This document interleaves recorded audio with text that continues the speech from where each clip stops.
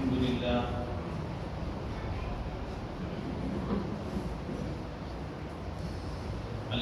لله نحمده ونستعينه ونستغفره ونؤمن به ونتوكل عليه ونعوذ بالله من شرور أنفسنا ومن سيئات أعمالنا من يهده الله فلا مضل له ومن يضلله فلا هادي له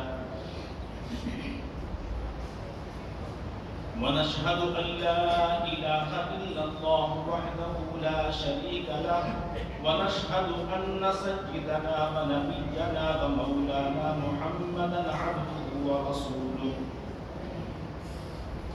وصلى الله عليه وعلى آله وأصحابه وسلم تسليما كثيرا أما بعد أعوذ بالله من الشيطان الرجيم بسم الله الرحمن الرحيم ومن يبتغ غير الإسلام دينا فلن يقبل منه وهو في الآخرة من الخاسرين وقال تعالى واعتصموا بحبل الله جميعا ولا تفرقوا صدق الله العظيم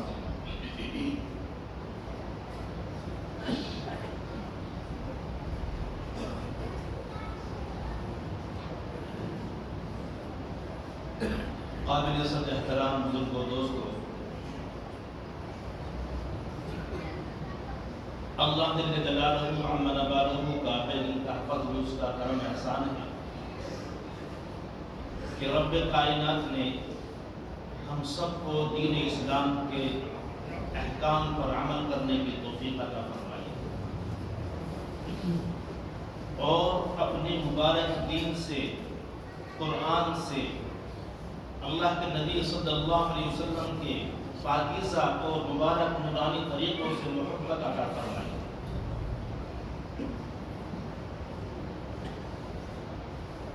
آج کا میرا مضمون دوسرا تھا لیکن یہاں آ کر تبدیل ہو گیا۔ کچھ حالات حاضرہ کے تعلق سے آپ حضرات کے سامنے کچھ باتیں پیش کروں۔ اللہ تعالیٰ نے یہ دین اسلام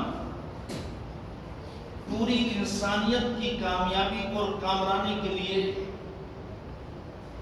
مبعوث فرمایا، پوری انسانیت کی اس میں کامیابی اور بھلائی۔ لیکن ہر مذہب کو پوری دنیا کے لوگ ماننے والے نہیں ہوتے، مختلف ہوتے ہیں۔ دنیا میں یہ دستور رہا ہے کہ ایک وقت میں ایک نبی کے ہوتے ہوئے، ایک کتاب کے ہوتے ہوئے مختلف طریقوں پر عمل ہوتا رہا ہے، اور ہر مکتب فکر کے لوگوں نے اپنے آپ کو حق کہا کہ ہم حق پر ہیں، لیکن حق پر کون ہے دنیا جانتی ہے۔ جھوٹا اپنے آپ کو جانتا ہے کہ میں جھوٹا ہوں، لیکن اپنے آپ کو سچ کہلوانے کے لیے، اپنی اس جھوٹ کو سچ ثابت کرنے کے لیے وہ اتنے جھوٹ بولتا ہے کہ اب اس کی وہ باتیں دنیا کے اس کے ماننے والوں کو سچی لگنے لگتی۔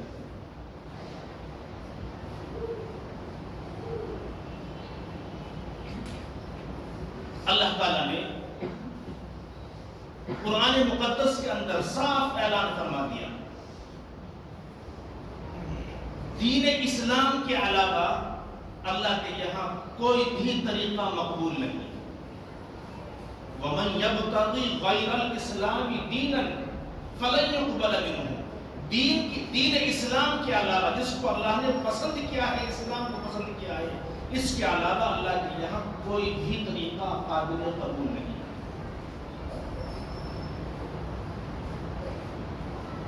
اب بات یہ ہے کہ ہم جن طریقوں پر، جن احکامات پر عمل کر رہے ہیں، اب اس کی صحیح جانچ، صحیح پرکھ کیسے ہو کہ یہ واقعی دین ہے؟ یا یہ دین کا احکام صحیح احکام ہے، یا یہ حکم قرآن و سنت سے ثابت ہے، پہلے تو اس کے لیے علم کی ضرورت پڑتی ہے، کیونکہ بغیر علم کے کوئی بھی چیز سامنے نہیں آتی۔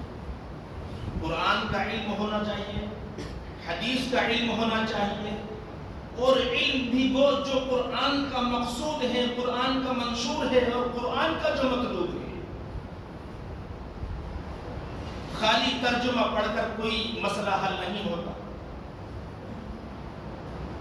جب وہ الفاظ پڑھ کر قرآن کی بلاغت سمجھ میں نہیں آئے گی، بلکہ قرآن کریم سے جو مطلوب ہے اس کو نکالنا یہ فقہاء کرام کا کام ہے، جس کو اللہ نے قرآن پر اتنا عبور عطا فرمایا، اتنا عبور عطا فرمایا کہ قرآن کے ایک ایک جز کو وہ جو ہے گہرائی کے ساتھ جانتے ہیں۔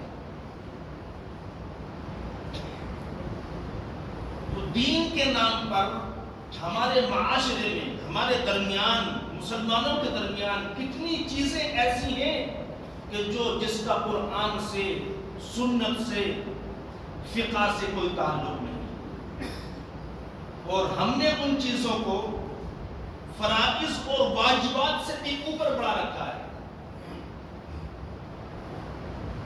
اب میں ایک چھوٹی سی مثال آپ حضرات کے سامنے دیتا ہوں کہ یہ شعبان کا مہینہ چل رہا ہے، 5 تاریخ ہے آج شعبان المعظم کی۔ اس مہینے میں بہت سارے کام ہم لوگ ایسے کرتے ہیں جو دین کے، شریعت کے بالکل خلاف ہیں، بہت سارے کام ہیں اور ان کو ہم دین سمجھ کر کرتے ہیں۔ اب ایمانداری سے بتلاؤ، جو قرآن کے اندر موجود نہیں، جو حدیث کے اندر موجود نہیں، جو فقہ میں نہیں، کسی صحابی سے کوئی ثابت نہیں، اس پر عمل کر، اس کو ہم دین سمجھ کر عمل کریں گے تو اس پر کچھ ملے گا، بجائے ثواب کے عذاب ہوگا۔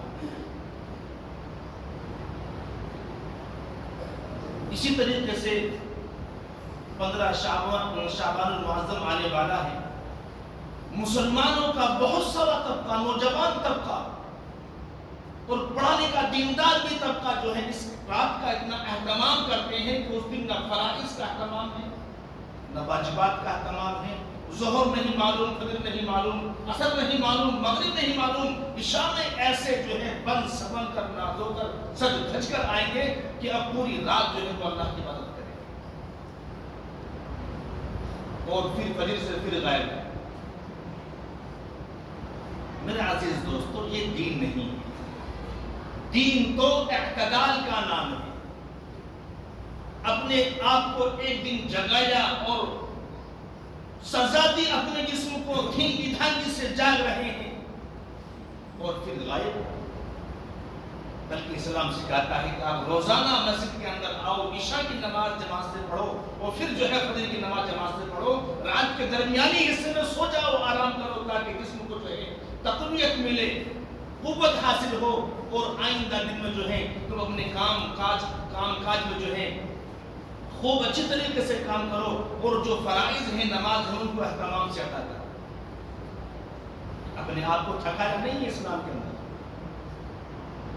بہرحال بہت ساری ایجادات ایسی ہیں کہ جو ہم دین سمجھ کر کرتے ہیں اور وہ دین نہیں ہے، لہذا ہمیں ہر چیز کو، ہر حکم کو علماء کرام سے، یا پہلے تو خود ہم علم حاصل کریں، یا پھر علماء کرام سے تحقیق کر کے اس پر اتنا ہی عمل کریں جتنا شریعت نے جو ہے اجازت دی ہے، نہ اس کو بڑھائیں نہ اس کو گھٹائیں، کیونکہ دین ایک اعتدال کا نام ہے۔ افراط و تفریط دین نہیں ہوتا، کسی چیز کو بڑھانا، کسی چیز کو گھٹانا یہ دین نہیں ہوتا، بلکہ دین تو ایک حکم ہے، اسی دائرے کے اندر جو ہے وہ کام کرنا ہے۔ مثال کے طور پر ہم سفر میں ہیں، اس سفر میں ہم شرعی سفر پر موجود ہیں، اور اب نماز 4 رکعت والی نماز کو ہم کیا کریں گے؟ 2 رکعت پڑھیں گے، قصر کر کے پڑھیں گے۔ کوئی ایمان والا اللہ کی محبت میں یہ کہے کہ نہیں میں تو 4 پڑھوں، مجھے اللہ سے بڑی محبت ہے، تو میں تو دین سے مجھے بڑا لگاؤ ہے، تو بتلائیے کیا اس کی وہ 4 رکعتیں قبول ہوں گی؟ نہیں ہوں گی، بلکہ اب حکم یہ ہے کہ آپ قصر میں ہیں، سرعی سفر پر ہیں تو 2 رکعت ادا کیجیے. یعنی جس وقت کا جو حکم ہے، جتنا حکم ہے اتنا کرنے کا نام دین ہے. اپنی طرف سے بڑھا کر چڑھا کر ایک مستحب کو فرض کے درجے میں، وہ بلکہ فرض سے بھی زیادہ بڑھا کر بیان کرنا، یہ گمراہی ہے، ضلالت ہے. علم نہ ہونے کی بنیاد پر مسلمانوں ہمیں اپنے مذہب کے بارے میں معلوم نہیں ہے. علم نہ ہونے کی بنیاد پر ہم بظاہر بہت تقوی والے اور بہت پڑھے لکھے نظر آتے ہیں، لیکن اندر سے جب جھانکتے ہیں تو کچھ بھی نہیں نظر آتا. اور اس چیز کو دشمنان اسلام نے کتنی خوبصورتی کے ساتھ داخل کیا ہے کہ ہم سمجھ میں نہیں پائے کہ ہم صحیح کام کر رہے ہیں یا غلط کام کر رہے ہیں. پوری دنیا کی نگاہیں اس مختصر سے طبقے کے اوپر لگی ہوئی ہیں. پوری دنیا کی نگاہیں، پوری دنیا کی طاقتیں اس مختصر سے طبقے کے اوپر لگی ہوئی ہیں. پوری دنیا کی طاقتیں، پوری دنیا کا پیسہ ان پر خرچ ہو رہا ہے کہ کسی طریقے سے ان کے دین کو خلط ملط کر کے ان کو جو ہے صحیح دین سے ہٹا کر غلط طریقوں پر لگا دیا جائے. اور اس پر بڑی محنت ہو رہی ہے. میں کوئی ویسی بات نہیں کہہ رہا ہوں. سن 1998 میں نے ایک واقعہ پڑھا تھا، میرا دل ہل گیا کہ یہ کیا ہو رہا. اور جب اس واقعے کو میں نے ابھی 1-2 دن پہلے اپنے ایک بہت بڑے بزرگ، بہت بڑے اکابر کی زبان سے میں نے سنا ہے تو مجھے ان کی تصدیق مل گئی اور میں اس واقعے کو کہیں بیان کر سکتا. مسلمانوں کو برقرانے کے لیے، اسلام میں تبدیلیاں رد و بدل کرنے کے لیے، دین کے اندر جو ہے تبدیلیاں کرنے کے لیے کتنی محنتیں کی جا رہی ہیں، کتنی کوششیں کی جا رہی ہیں کہ یہ صحیح دین کو چھوڑ کر، کیونکہ اگر یہ صحیح دین، مسلمان وہ ذات ہیں کہ جو اپنے ایمان پر، اپنے دین پر اس کے لیے جان دینا اس کے لیے خوشی کا باعث ہے. اور یہ بھی جانتا ہے کہ دین کے لیے، اللہ کے لیے، اللہ کے دین پر جو ہے اگر میری جان چلی گئی تو میرے مقام اللہ کے یہاں کتنا بلند ہو سکتا ہے وہ خوب جانتا ہے. تو اس لیے ان کو اصلی دین سے ہٹا کر ایسے باتوں میں الجھا دو. اب یہ آپس میں الجھتے رہیں کہ یہ فرض ہے، یہ مستحب ہے، یہ چیز کرنے کی، ایک چیز نہ کرنے کی. تو اکثر مسلمانوں کا طبقہ اس میں الجھا ہوا ہے، اکثر الجھا ہوا ہے. نواب ماجد علی جو لکھنؤ کے نواب ہیں، غالباً ان کا واقعہ ہے. اس وقت میں انگریزی حکومت تھی. انگریزی حکومت نے جو ہے ان کو انگلینڈ میں بلایا. جو واقعہ میں نے پڑھا تھا وہ بیان کر رہا کہ دیکھیں کس طریقے سے جو ہے دین کے اندر، مسلمانوں کے اندر گھس کر دین کو بدلا جا رہا ہے اور ہمیں معلوم بھی نہیں ہو رہا. معلوم کیوں نہیں ہو رہا کہ ہم دین سے، دین اسلام سے نہیں، علم سے دور ہیں. اسلام کے علم سے دور ہیں، دین کے علم سے دور ہیں. بس ہم اتنا ہی ضروری سمجھتے ہیں کہ روزہ نماز ہم کر لیں اور دکھ جائیں کہ ہم مسلمان ہیں، بس اتنا کافی ہے. اس کی تحقیق کرنا، اس کے لیے مستقل طور پر ایک جد و جہد قائم کرنا، اس کے لیے ہم نہیں سوچتے. ہم اپنے بچوں کو زیادہ ہمارا نادرہ پڑھا دیا، بچوں کو اسکول جانا، بس وہ نادرہ پڑھنے کا، اپنا نادرہ نماز روزے کا ہو جائے گا. زیادہ بڑا تیر مارا تو حافظ بنا دیا، اس سے بڑا تیر مارا تو بس عالم بنا دیا. لیکن اس پر محقق، سرچ اور ایک معقول عالم دین بنانا ہم نہیں سوچتے. اور ایسا عالم دین بنانا کہ جو دنیا کے آنکھوں میں آ کے ڈال کر کہے اپنے دین کی ترجمانی کرے، قرآن کی ترجمانی کرے. کسی کے ذہن میں نہیں، بس وہ ضرورت کے مطابق ہم پر نماز روزہ آ جائے گا، اتنا ہمیں کافی ہے. باقی دوسرے شعبوں میں ہم بہت جد و جہد کرتے ہیں، بڑا پیسہ خرچ کرتے ہیں جو بالکل فضول ہے. بہرحال تو نواب صاحب کو جو ہے انگلینڈ بلایا گیا اور انگلینڈ بلا کر ان کو جو ہے کچھ سیر کرائی گئی. اور انگریز نے ایک دن جو ہے جو وہاں کا بڑا گورنر یا کمشنر تھا، اس نے کہا کہ نواب صاحب ہم آپ کو ایک جگہ لے چلتے ہیں لیکن آپ خاموش رہنا. آپ کو نظارہ کرنے کے بعد میں جب ہم یہیں پر آئیں گے جو بھی آپ کے پاس سوال ہو وہ کر لینا. بہرحال ان کو گھمانے کے لیے لے گئے ایک بیابان جنگل میں، بالکل بستی سے جو ہے تقریباً 40-50 کلومیٹر دوری پر جو ہے خوبصورت ایک شہر آباد ہے، بلڈنگیں بنی ہوئی ہیں، اور وہاں پر جو نظام دیکھا نواب صاحب نے تو وہ تو دین کی محبت میں، قرآن کی محبت میں جو ہے آ کر جو ہے وہیں پر سوال کرنے لگے۔ کہا کہ نواب صاحب ہم نے آپ سے سوال کیا تھا، کوئی سوال نہیں کرنا آپ سے، وہیں جا کر کے سوال و جواب کریں۔ بہرحال نواب صاحب نے کیا دیکھا کہ جیسے اس عمارت کے اندر داخل ہوئے ہیں، قرآن کے پڑھنے کی آوازیں، تفسیر کے مطالعے کی آوازیں اور دین کے اوپر تکرار بحث مباحثہ کی آوازیں، بخاری شریف کی عبارتوں کی آوازیں، اور نہ جانے دین پر، قرآن پر مذہب کا جو ایک مکالمہ ہوتا ہے، ایک بحث مباحثہ ہوتا ہے، وہ باتیں تو نواب صاحب ہمارے دیش کے کہنے لگے کہ بھائی ان میں سے ایک عالم ہمیں دے دیں، کیونکہ ہمارے ہندوستان میں بہت زیادہ ضرورت ہے دین کی، اور ایسے کامل اور ایسے باصلاحیت عالم کی ہمیں ضرورت ہے۔ ہم اپنے یہاں یونیورسٹی میں ان کو رکھیں گے اور یہ مقام دیں گے اور یہ مقام دیں گے اور یہ کریں گے۔ جب اگلا جملہ انگریز نے کہا تو نواب صاحب خاموش، کہا کہ نواب صاحب ان میں کوئی بھی مسلمان نہیں ہے۔ سمجھ رہے میری بات؟ یہ سارے بچے عیسائی ہیں۔ کہا کہ یہ کیسا؟ کہا کہ ان کو صرف اس لیے تیار کیا جا رہا ہے کہ وہ اسلام کے اندر رد و بدل کر کے، اسلام کے اندر جو ہے اختلاف کر کے، اسلام کے اندر کچھ ملاوٹ کر کے اسلام کو پیش کریں گے، تاکہ مسلمان اپنے صحیح دین سے ہٹ کر جو ہے وہ فروغ دین پر بھی عمل کرنے والے ہوں۔ میرے عزیز دوستو، اگر ہمارے درمیان ایک بھی آدمی ایسا آ جائے تو ہم ان کو اس کا جواب دیں گے؟ میرے سامنے خود ایک واقعہ ایسا پیش آیا کہ میں دنگ رہ گیا، مجھ سے خود۔ میں خریجی کی ایک مسجد میں کسی کام کے لیے گیا تھا، تو عصر کی نماز کے بعد مجھے ایک صاحب نے بلایا اور اس نے اپنی کاپی نکالی اور کاپی اس نے دکھا کر دیکھو قرآن کریم میں یہ چیزیں غلط ہیں۔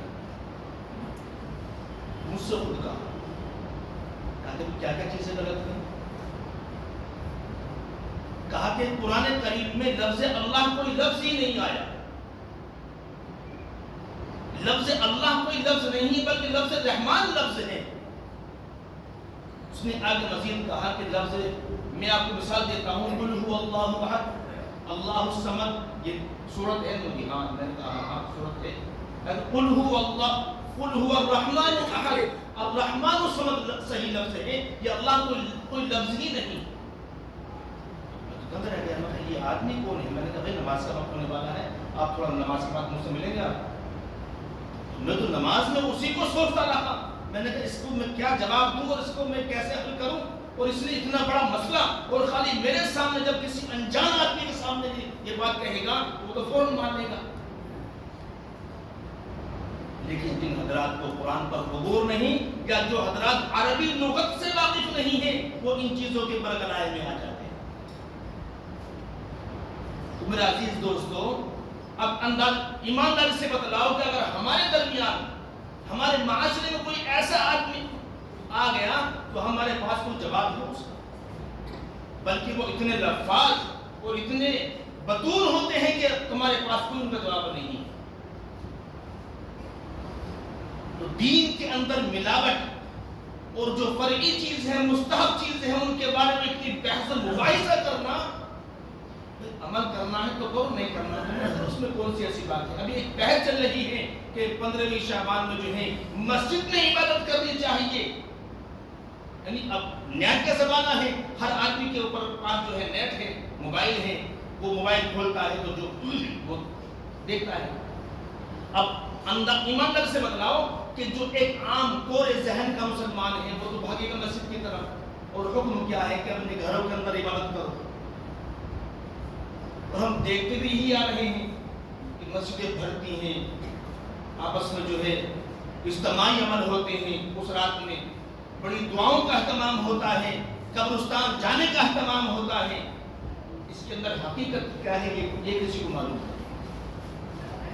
میرا عزیز دوستو، حکم یہ ہے 15 شعبان کو جو ہے آپ اپنے گھروں کے اندر بچوں کے درمیان میں رہ کر جو ہے جو کچھ اللہ کے سامنے توفیق ہو جائے اللہ کے سامنے رونے دھونے کی، تو اپنے گھر میں کرو، مسجد میں آنے کی ضرورت نہیں۔ اس طریقے سے مسجدوں کے اندر بھیڑ بھاڑ کرنا اور چائے کا اہتمام کرنا یا مٹھائی یا ٹھنڈے کا اہتمام کرنا، یہ تو اتنا بڑا جرم عظیم ہے کہ اس کو جو ہے اور بڑھاوا دینا ہے، اس رسم کو اور بڑھاوا دینا ہے۔ سب سے پہلے ہم کوشش تو یہ کریں کہ سب سے پہلے ہم دین کا علم حاصل کریں گے، تاکہ جو کام ہم کر رہے ہیں، جو احکام، جس حکم پر ہم عمل کر رہے ہیں، یہ واقعی صحیح ہے یا غلط ہے۔ دوسرے نمبر پر ہم اپنے علماء کرام سے رجوع کریں۔ سب سے بڑی کمی، خامی، کوتاہیاں جو دشمنان اسلام نے یہ کی ہیں، اس میں ایک یہ بھی ہے کہ امت کو علماء سے کاٹ دیا گیا۔ حقیقت امت کو علماء سے کاٹ دیا گیا۔ میرے ایک واقعہ ابھی بھی یاد ہے جو میرے سامنے مفتی عبدالرزاق صاحب نے ایک کتاب میں پڑھ کر سنایا تھا بھوپال کے اندر، کہ دنیا کے دانشوروں کی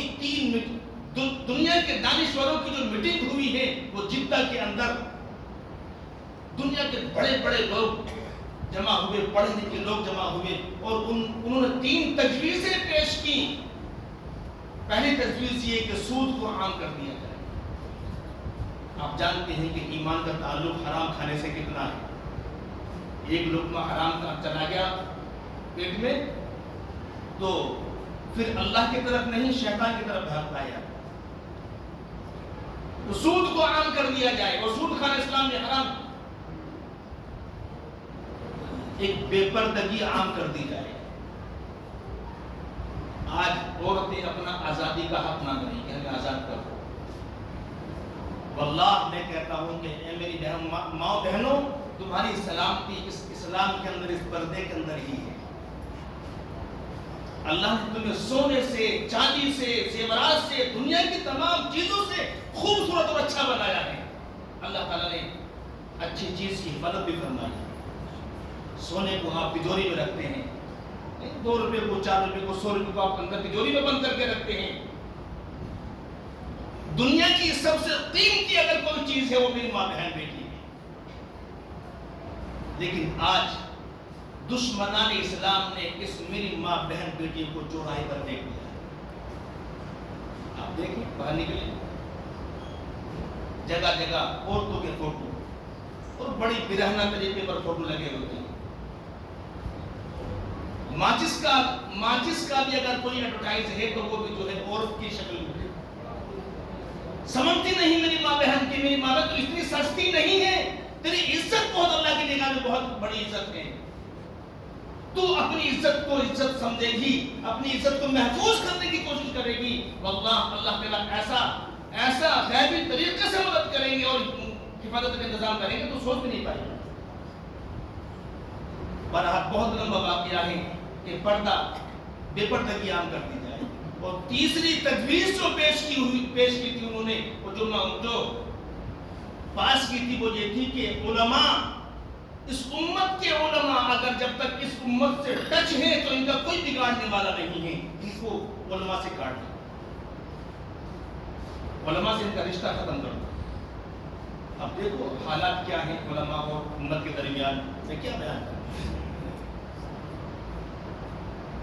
مؤذنوں کو، اماموں کو کس حیثیت سے دیکھا جاتا ہے بیان کرنے کی ضرورت نہیں، حالانکہ بڑے احترام کرنے والے بھی موجود ہیں، لیکن آپ عمومی طور پر آپ جائزہ لیں، عمومی طور پر آپ جائزہ لیں۔ مسجد بنائی جاتی ہے اس لیے تاکہ تم اماموں اور مؤذنوں پر ظلم کرو، یہ الگ موضوع ہے۔ بہرحال علماء سے جب تک امت کٹی رہے گی تو یہ تار و تار ہوتی رہے گی، فرقوں میں بڑھتی رہے گی، صحیح دین اس کے بعد نہیں آ پائے۔ آج ہم نیٹ کے ذریعے سے، موبائل کے ذریعے سے، ٹی وی کے ذریعے سے مسائل سنتے ہیں اور علماء کو الجھاتے ہیں۔ جب سمجھ میں نہیں آتی کوئی بات تو پھر بحث و مباحثہ شروع ہوتا ہے، کیونکہ ہم نے تو ٹی وی پر سنا ہے، اور ٹی وی پر کون بول رہا ہے، وہ بھی ماشاءاللہ جو عیسائی جو لوگ ہیں، عیسائی جو تیاریاں کر رہے ہیں، وہ بھی لمبی داڑھی والے، اچھا میری طرح جو ہے رومال پہننے والے، لیکن آپ نہیں سمجھ پائیں گے کہ آج انہوں نے کہاں غلط بول دیا ہے، بلکہ ان کو تو عوام الناس کو ان کی زیادہ اچھی بات سمجھ میں آئے گی کہ وہ اس انداز میں سمجھائیں گے کہ وہ ان کی سہولت کے مطابق سمجھاتے ہیں۔ داڑھی مت رکھو، کیا ضرورت ہے داڑھی رکھنے کی؟ سنت ہی تو ہے خالی، ٹوپی مت اوڑھو، نماز میں کوئی ضرورت تھوڑی، اللہ کے نبی نے کہا ٹوپی اوڑھنی ہے ایسی جیسے تم اوڑھ دو۔ ایسی باتوں میں تم کو الجھا دیں گے کہ تم پھر علماء ربانیین سے، علماء حق سے تم بحث مباحثہ کرو گے۔ بہرحال علماء حق کو تلاش کر کے ان کی بات مانو اور علماء سے اپنا رابطہ مضبوط کرو۔ میں کہتا ہوں جب تک امت کا علماء سے تعلق تھا، علم نہ ہونے کی بنیاد پر بھی جو ہے یہ سربلند تھی۔ آج علم بہت ہے، بہت سب کو معلومات ہے، لیکن رابطہ علماء سے نہیں ہے، تو آج دیکھو امت کا حال کیا ہے۔ بہرحال اللہ تعالی ہم سب کو حسن عمل کی توفیق عطا فرمائے، صحیح دین پر عمل کرنے کی توفیق عطا فرمائے۔ اللہ تعالیٰ آپ صلی اللہ علیہ وسلم کے پاکیزہ اور نورانی طریقوں کے مطابق اپنی زندگی گزارنے کی توفیق عطا فرمائے۔ وآخر دعوانا الحمدللہ رب العالمین۔